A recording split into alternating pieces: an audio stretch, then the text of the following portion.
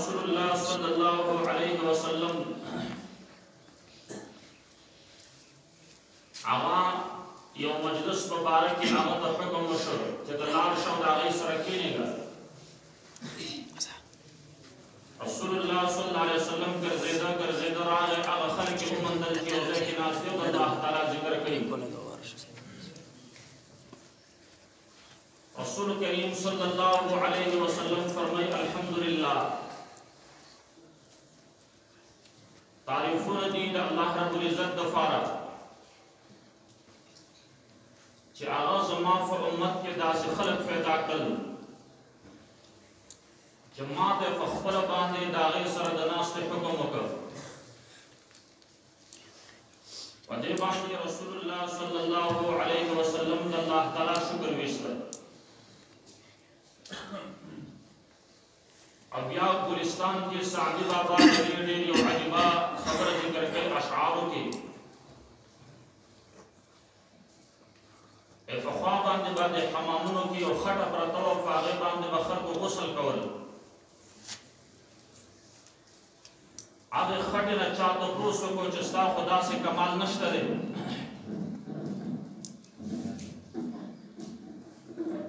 दास्तान और दुम्र खुशबुई वले रवाना दा दे सबब ले और तवे जमात दा से खमल से कमाल नश्तरे लेकिन दे हमाम के गुल फ्रोदो दा गुल सर जमानी दिक्कत रा गए और दागे तो खुशबुई इंतकाल दा मातवशो और के लिए खुशबुई दर हमाम रोजे रसीद अज दस्ते महबूबे बदस्तम वयोजुल मा पर हमाम के दखटेरा तो पोसोगा के लिए खुशबुई दर हमाम रोजे रसीद अज दस्ते महबूबे बदस्तम इंचे जमाला सरावर से दर दाखटा मा दागिर दा तो पोसो को स्नाना दा तुमरा खुशबुई वल रवाना दा तो खयो खटे दा खटे को तुमरा खुशबुई नहीं बदू गुफ्तम के मुश्ती या अबीरी के अज़गोई जिल्या वेज़े तो मस्तम जिसका बुई मा कर राख को नज़मा पज़ड़बान दे दागे आसर वशो ज़माज़रे जान पर आनिज़ दे कराई पर आगे खटी मा तो जवाब के विल बगुफ्ता मन के लिए ना चीज़ बुदम वलाकिन मुद्दत बाकुल नशिस्तम वही ज़ुख़्र आग शान सा खटे मा पमा के सर तग़य्युर तो बदल न दे रागले बगुफ्ता मन गिले ना चीज़ बुदम ज़ुख़्र आग शान पे पैदे खटे मा लेकिन तुमरा खबर दा वलाकिन मुद्दत बाकुल नशिस्तम दस वक्त फारज़ मा दकुल सरा मुलाकात रागले दागे सर मा हम मजलिसी रागले दा जमाले हम नशीदर मन असर कर वगर न मन हुमान खाकम के हस्तम वही आग गुल दागे मजलिस फमा के असर को जमाले हम नशीदर मन असर कर वगर न मन हुमान खाकम के हस्तम करे न आग शाम खटो मा के संग फखा बंदो मा दे वजना चा सरचे के ने नो दागे तो मजलिस इंतकाल दागे तो मजलिस सिफत बता तो नकल केगी दे वजना यो शायर होई वदी इंसान न तपोस मकवा दागद मलगरी मालूमात का चले इंसान मलगरे संगरे गचरता यो इंसान मलगरे कोनो दा इंसान मखबल बांदिम करे और कुचरे देयो इंसान मन करती आदा द खराब खल को सवाना इंसान या पखबर बांधे खराब ले वला तसअल अनिल मर'i वसअल करीनहु व देयो इंसान ना तपोस मकवा दागद मलगिरी ना तपोस का व फइनल करीना बिल मकारिन तब्तदी दागे वजदा दा चमल करे दाद मल करे मुशाबे गर्जी کله تاسو د یو انسان حالت معلوموي یا دا انسان څنګه انسان دی نو دا هغه ملګري ته وګوره چې د انسان ملګری څنګه ملګری دی که د دې سړي ملګرتیا د سمو خلکو سره وه او دا سړی په خپله باندې صحیح سړی دی او که د دې سړي ملګرتیا چېرته د خرابو خلکو سره وه نو دا سړی بیا په خپله باندې خراب سړی دی د دې وجې نه داسې مجلسونو کې شرکت کول دا سبب د برکت او د خوشحالۍ دویمه دا ده چې دا د رمضان المبارک میاشت ده نبی کریم صلی الله علیه وسلم د دې میاشت په باره کې د روژهدار په باره کې ذکر کوي وایي نور اعمال د هغه پرېږده چې هغه یو لوی عمل وکړي هغه پکې لمونځ وکړ هغه پکې روژه ونیوله هغه پکې د قرآن کریم تلاوت وکړو ختم یې وکړ داسې اعمال د هغه پرېږده د خولې د بدبویي صفت رسول الله صلی الله علیه وسلم کوي چې د خولې بدبویي څومره نبی علیه الصلاة والسلام وایي والذي نفس محمد بيده لخلوف فم الصائم أطيب عند الله من ريح المسك زما دې په هغه ذات باندې قسم چې د چا په قبضه کې زما ساده چې نور اعمال د روژهدار پرېږده لخلوف فم الصائم أطيب عند الله من ريح المسك د روژهدار د خولې او بدبویي د الله تعالی په نسبت باندې دا د مشکو د خوشبویي نه هم ډېره زیاته خوښه ده الله تعالی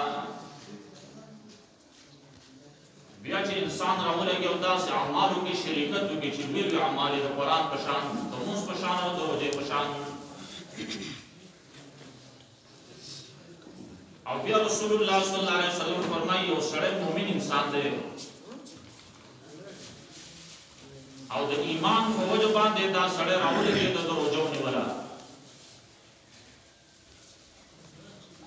دویم دا دی چې دا سړی د الله تعالی نه د ثواب امید ساتي الله تعالی باندې انسان ته مخکې ګناهونه وروستو ګناهونه دا ټول معاف کړي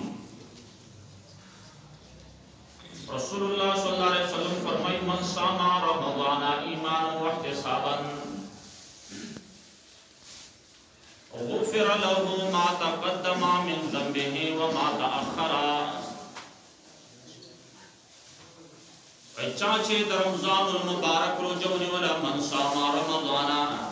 ایمانا واحتسابا هغه ایمان دې سړي کې شته او داسې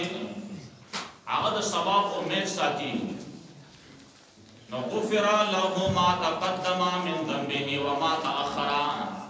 د دې انسان د پاره په مخکې وروستو ګناهونه دا ټول وبخښلی شي داسې یو بهترین عبادت دی د دې د وجې نه کله چې قرآن کې د دې عبادت ذکر کېږي د روژې ذکر کېږي نو یو د عبادت ذکر وشي دویم ورسره الله تسلي ورکوي مؤمنانو ته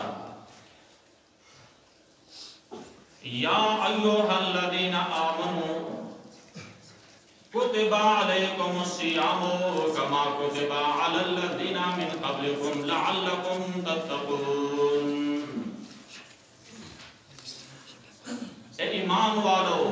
کتب علیکم الصیام فرض کړی شوی دی په تاسو باندې روژې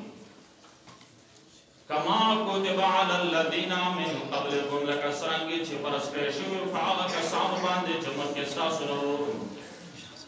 تشبیه دا په نفس فرضیت دی د دې د وجې نه د مخکنو قومونو زموږ په روژو کې فرق دی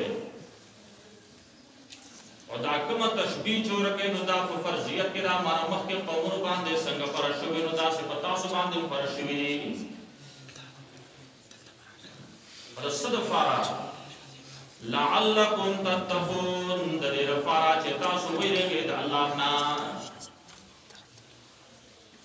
ځکه کله چې روژه راشي نو دې کې سرکشه شیطانان دا وتړلی شي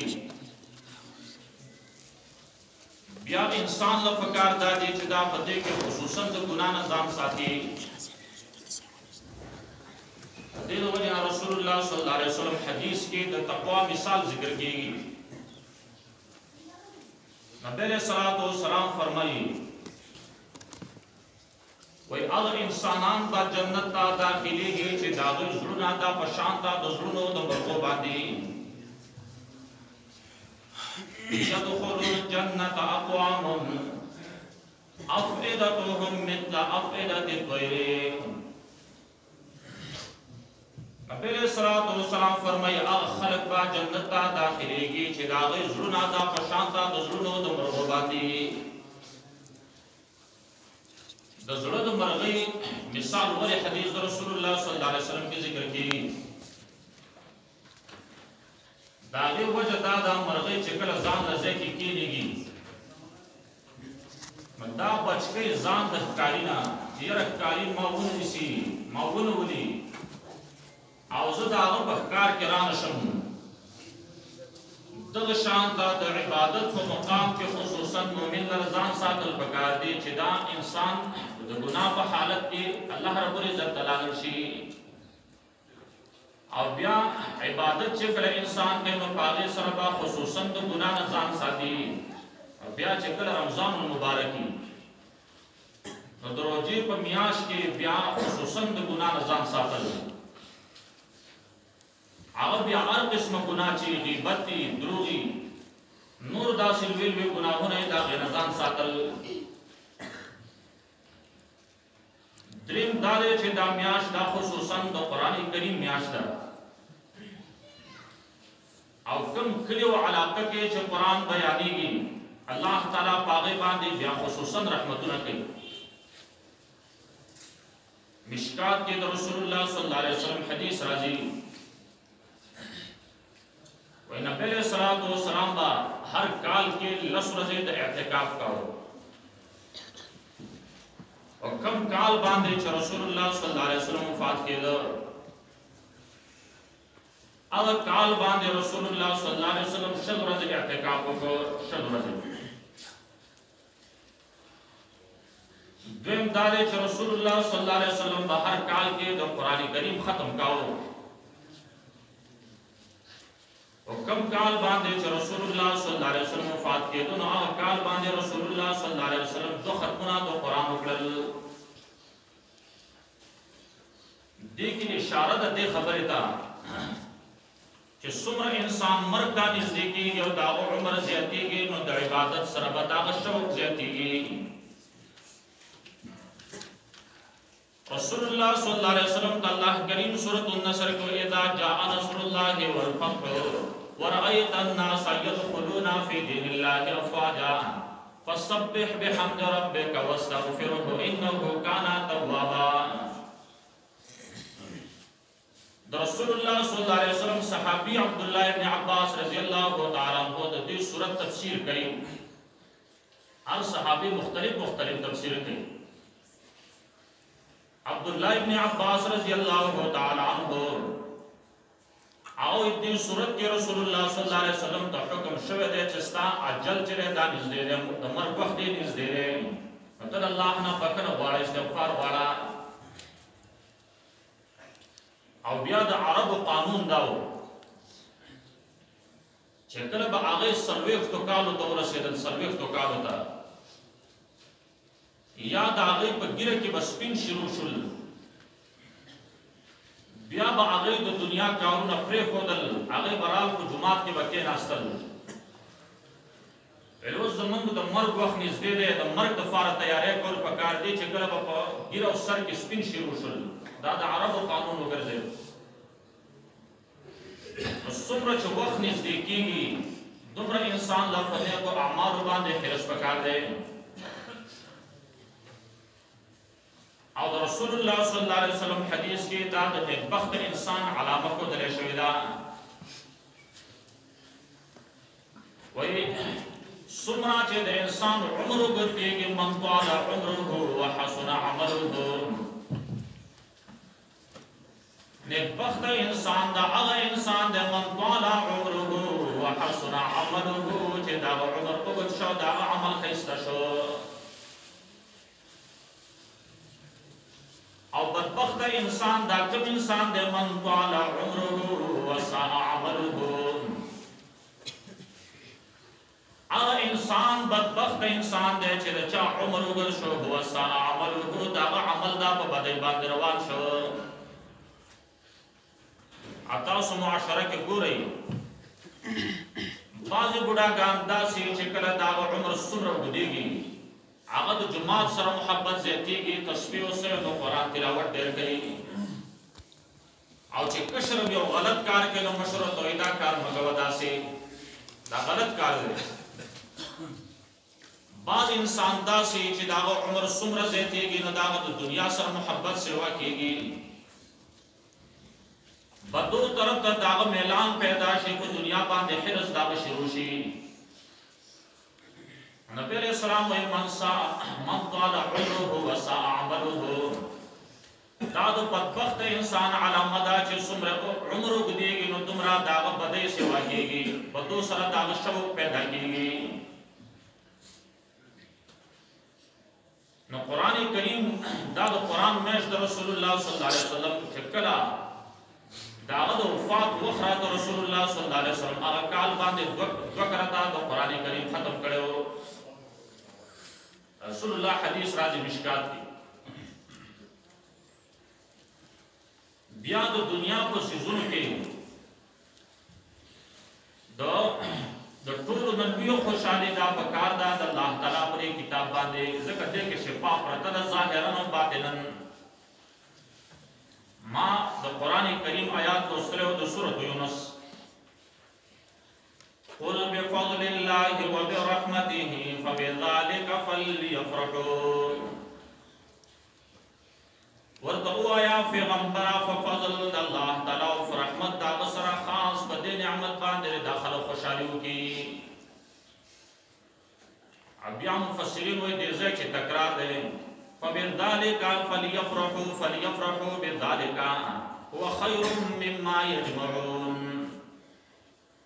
دا د قرآن دولت چې دا د دنیا د هر یو شینا دا قیمتي دی دا غوره دی ځکه کوم کلی او علاقه کې چې قرآن بیانېږي په هغه کلي باندې الله خصوصا رحمتونه کوي څوک چې قرآن ته غوږ کېږي په صحیح معنو سره نو الله تعالی په هغه باندې خصوصي رحمت کوي سورۃ الاعراف کې نهمه سفاره کې اخر کې راځي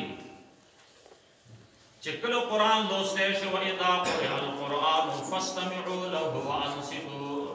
تاسو دې ته د زړه په توجه باندې غوږ کېږئ او تاسو چوپ شئ لعلکم ترحمون د دې لپاره چې په تاسو رحم وکړي شي او د قرآن نو فائدہ به هغه سړی اخلي چې د هغه زړه متوجه سورۃ القاف کې راځي شپږشتمه سفاره کې د دې د وجه نه رسول الله صلی الله علیه وسلم مانځ باندې ولاړ دی نبی علیہ السلام ته پته نشته دی سورۃ الاحقاف شپږشتمه سفاره کې الله وایي ما ته یو ډله د پیرانو راواړوله وَإِذْ صَرَفْنَا إِلَيْكَ نَفَرًا مِنَ الْجِنِّ يَسْتَمِعُونَ الْقُرْآنَ چې کله دا ډله د پیرانو راغله نبی علیہ السلام په مانځ باندې ولاړ دی نو د پیرانو غوږ کېښود چې کله د غوږ په توجه سره کېښود نو بیا به در باندې قرآن هم ډېر خوږ لګي ناشنا به در باندې لګي لکه سورۃ الجن کې وایي انا سمعنا قرآنا عجبا منګه یو ناشنا کتاب واورېده خوندور کتاب هم واورېده چې کله د زړه توجه نشته نو ګورې بیا تا د خوند هم قرآن نه درکوي هغه پیران چې بل راوګرځېدل او نبی علیہ الصلوۃ والسلام په مانځ باندې ولاړ دی پیران یو بل ته وایي تاسو غوږ کېږئ وَإِذْ صَرَفْنَا إِلَيْكَ نَفَرًا مِنَ الْجِنِّ يَسْتَمِعُونَ الْقُرْآنَ فَلَمَّا حَضَرُوهُ قَالُوا أَنصِتُوا هر کله چې دا پیران حاضر شو دوی ویل تاسو چوپ چاپ شئ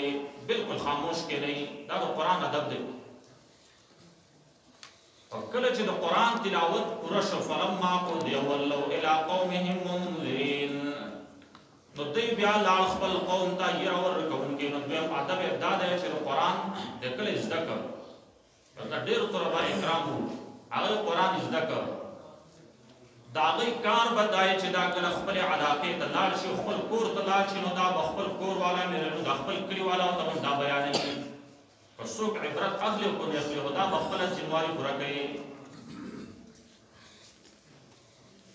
نو هغوی ویل موږ قرآن واورېده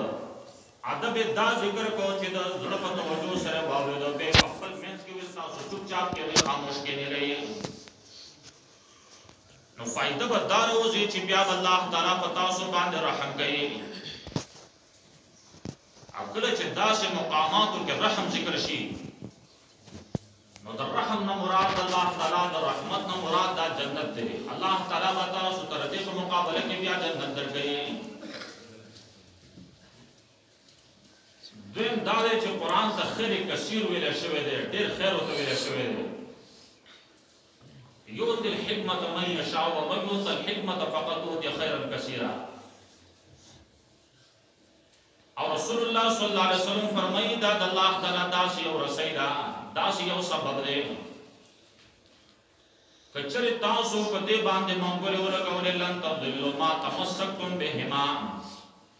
نبی علیه السلام ما په تاسو کې دوه څیزونه پرېښي دي کچره تاسو په هغه باندې منګولې ولګولې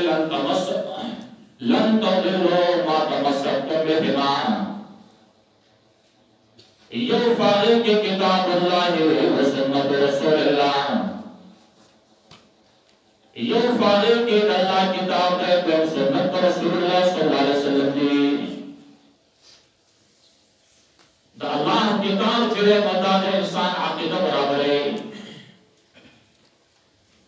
او سنت رسول الله صلی الله علیه وسلم دا انسان د فرع اعمال برابر ہے او کله چې انسان عقیده او عمل دواړه برابر شي نو دا انسان د چتم ګمراه نشي لن تضلوا ما تمسكتم بهما یو کتاب الله او سنت رسول الله یو د الله کتاب د سنت رسول الله صلی الله علیه وسلم دی اپرون تاسو سورۃ الکوثر کې ویل چې دوه کوثرین دوی خیرونه رسول الله صلی الله علیه وسلم ته ورکړل شوي دي هغه یو خیر چې یو حوض کوثر باندې رسول الله صلی الله علیه وسلم ولای قیامت کې عبد الله ابن عباس رضی الله تعالی عنہ امام بخاری دا قول نقل کړي وای کوثر څه دا یو نیر د جنت کې دی باندې رسول الله صلی الله علیه وسلم ولای خپل امتیان له ورته دالینا او دا غي صفات دا ده چې دا غي او بچره احلا من العسل ابيض من اللبن فمن شرب منه فلم يظمأ ابدا داغی داوت داسره چې احلا من العسل دا د جبین ډېر زیاتې خوږې ابيض من اللبن دا د شودنا ډېر سپینې دي فمن شرب منه فلم يظمأ ابدا کوم انسان چې دا غي نسکا کوګه انسان بچا کوم دا انسان بچا کوم ته ګرځي بیا حدیث رسول الله صلی الله علیه وسلم کې راځي سخرت به هغه با ملائکه دې کړي چې طرف ته باندې کې ورته نبی رسول الله صلی الله علیه وسلم دا زمان ملګری دې د پیاله نبی رسول الله صلی الله علیه وسلم ته وویل شي د الله رسول الله ته پته نشته چې دې رستوستان استا په دین کې سدو کړی دی او هغه خلک باندې حوض کوثر نامه پروت پاتې شي او دلته دنیا کې د الله تعالی د وی خیر نه محروم پاتې شي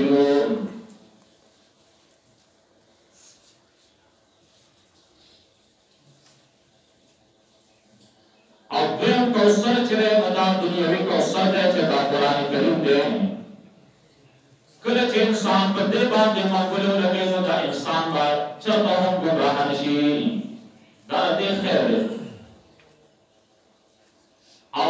کوثر با هغه ته چې رسېدل کېږي نو دا په ذریعه د دې کوثر باندې کېږي قرآن په ذریعه باندې هغه ته رسېدل کېږي په داسې نه غني چې حدیث رسول الله صلی الله علیه وسلم د الله وجه تابع کېږي ځکه احادیث رسول الله صلی الله علیه وسلم د هغه په باره کې نبی علیہ السلام وایي لن تضلوا ما تمسكتم بهما چې تاسو ټول په دغه باندې منګل ورغوري او کتاب الله دې سنت رسول الله دې تاسو په ګمراه کې وردا دا یو جدا د حدیث دا وحی خفیه او نبی رسول الله د خپل خواهش ته خبر نه کړی سورۃ النجم کې راځي وصایت په قوان الهوا ان هو الا وحی یوحى دا نبی رسول الله د خپل خواهش نه خبر نه دی مګر دا وحی دا چې دا کولای دی دې زمانه کې د احادیث خلاف ډېر پرچار شوی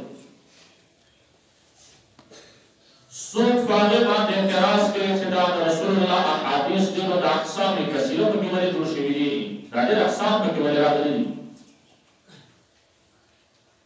او د دې فاصله چې غټ اعتراض کوي په احادیث د رسول الله صلی الله علیه وسلم باندې هغه اعتراض په حدیث باندې دا کوي چې دا د نبی صلی الله علیه وسلم خبره دي نو دا دومره وخت دا محفوظ څنګه پاتې شوی دا آسان خبره ده دا الله کتاب چې دا راغلی د مخکې د احادیث د رسول الله صلی الله علیه وسلم نه ورستا چې کوم اعتراض دی دا راځي په قرآن باندې هم د الله په کتاب باندې دا اعتراض راځي چې دا څنګه محفوظ راشي پاتې شي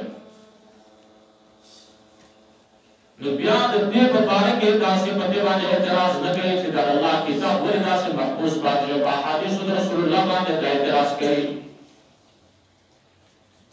مسوره زمانہ چې دا غیر شوی دا د زیاته زمانہ د دې شوی دا چې دا محفوظ پاتې شوی دی نو الله محفوظ ساتلی دی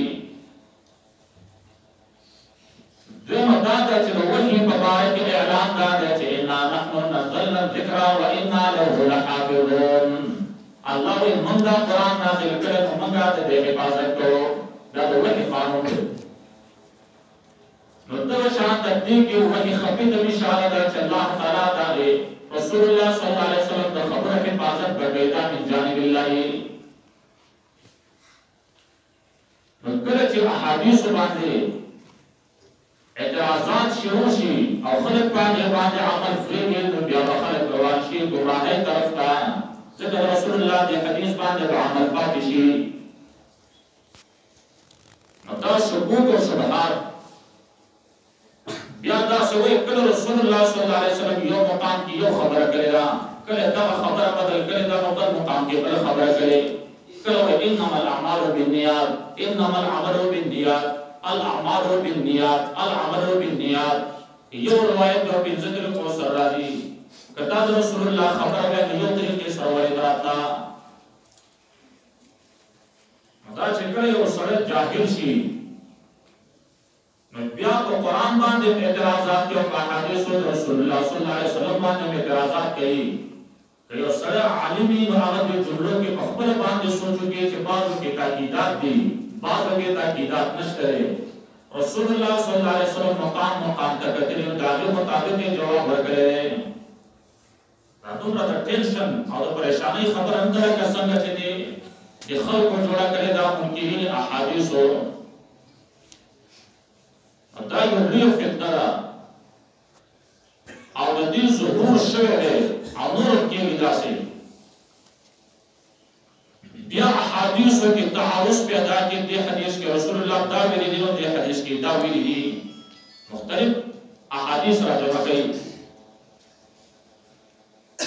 نو دې لپاره څنګه چې تاسو د قرآن خدمت کوئ او قرآن د لپاره تاسو دورې کوئ دغه کوشش کوئ دای د لپاره تاسو مختلف تفسیرونه ګورئ مختلف استادانو داغه تاسو سندونه اخلئ نو تر شان تاسو د دې لارې خدمت شروع کوي روایتن او درایتن دواړه چې حدیث رسول الله صلی الله علیه وسلم دی دغه تاسو داسې مطالعه کوئ او ذکر دا قرآن دا فارا بہترین شرح چرے دا حدیث دا رسول اللہ صلی اللہ علیہ وسلم دی ذکر دا بچپیر اصول چکڑ بیانی گی آیت اول کے دا خبروں کے لا یسیر الرجل بصیرا بالقرآن حتی یعلم باربعین و انسان دا عرف القرآن باندے نفوئے کے ترسو بولے چھے انسان عرصبور قسم تفسیر نہیں یاد کرے تفسیر القرآن بالقرآن تفسیر یو زے کہ یو آیات را ملے اور بل زے کہ بل آیات را شدالی تفسیر ہوگی تفسیر القرآن بالاحادیث النبویہ رسول اللہ صلی اللہ علیہ وسلم کا احادیث سره تفسیر کول بیا په اقوال د صحابه سره تفسیر کول اقوال د فقها سره تفسیر کول نو یو تفسیر پاره کې دا دی چې پاره کې رسول الله صلی الله علیه وسلم په احادیث سره تفسیر کول او دا د قران کریم ډیر بهترین تفسیر دی رسول الله چې څنګه د قران سره مینا کوي د دې په کورونو کې تاسو ته د رسول ترغیب ورکول شي نو دغه شان د تاسو د احادیث د رسول الله صلی الله علیه وسلم سره تعلق پیدا کوي د امام ابو حنیفه رحمۃ اللہ علیہ قول د مشکات شرح د تحفۃ المرآت هغه کې وایي زمون نه باندې انسان په قران باندې د عرف ورې کوي شوی وما فهم القرآن أحد منا لولا السنة لما فهم القرآن أحد منا کچره رسول الله صلی الله علیه وسلم سنت نو نو کا قرآن باندې فهم نه حاصل کړي بیا نبی رسول الله صلی الله علیه انسان کو دعا کرے دا نظر الله عباد سمع مقالتي فحفظها ووعاها ثم أداها كما سمعها اللہ دے دا انسان دا مختر تازہ کی نظر اللہ عمران سمع مقالتی جاز ما خبر واردلا فحفظها تا خبر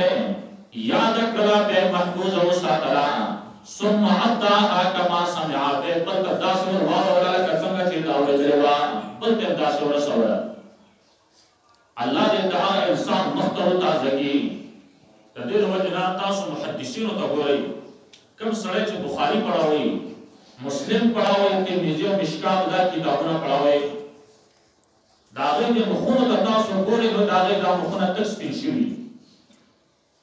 آغا پر دیر پڑھاوالی عمر ترسید رہے